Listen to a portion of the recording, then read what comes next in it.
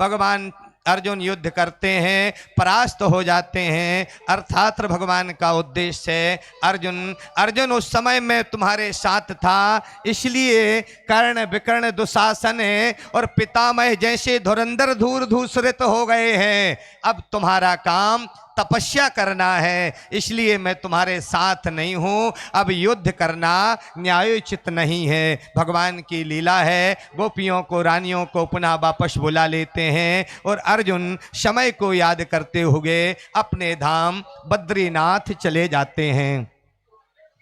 सुखदेव जी महाराज कहते हैं सभी लोग शांति बनाएं, केवल 5 मिनट की कथा है, केवल 5 मिनट है।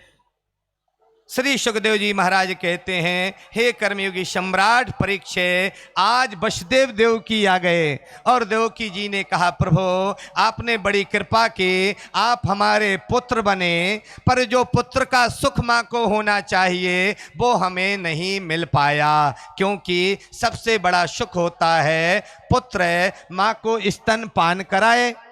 और महाराज जब आप आए थे उस समय आपकी उम्र 11 वर्ष 56 दिन थी।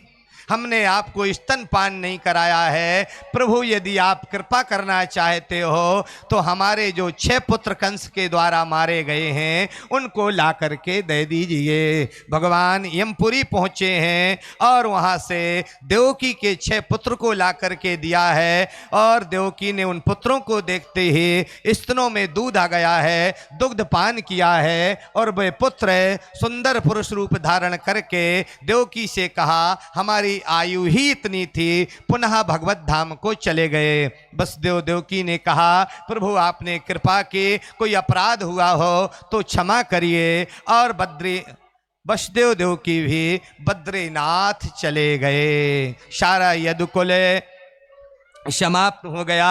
वसुदेव देवकी बद्रीनाथ चले गए। उद्धव जी आ गए और उद्धव जी ने कहा प्रभु हम कहाँ जाएं, क्या करें। भगवान श्री कृष्ण ने कहा उद्धव तुम श्रीमद् भागवत ग्रंथ ले आओ। और उद्धव जी श्रीमद् भागवत ग्रंथ को लेकर के आए हैं और उद्धव जी के देखते देखते भगवान के हृदय से एक दिव्य ज्योति निकली और श्रीमद् भागवत ग्रंथ में समाहित हो गई। बोलो श्रीमद् भागवत महापुराण की जय।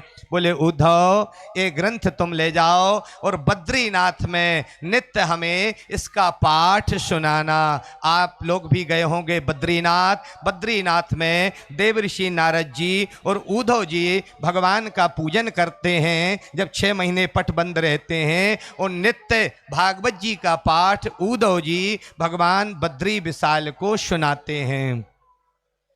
भगवान की ही माया है। भगवान रात्रि के समय बैठे हुए हैं और अपने बाएं पैर पर दायां पैर रखे हुए हैं। आकाश से देवता याचना करने लगे, प्रार्थना करने लगे प्रभु आप आइए, धराधाम पर बहुत समय हो गया है। उसी समय देवयोग से एक व्याध शिकार करने वाले शिकारी ने यह समझा ये कोई जानवर है, धनुष प्रत्यंचा पर बाण चढ़ाया, बाण मार दिया।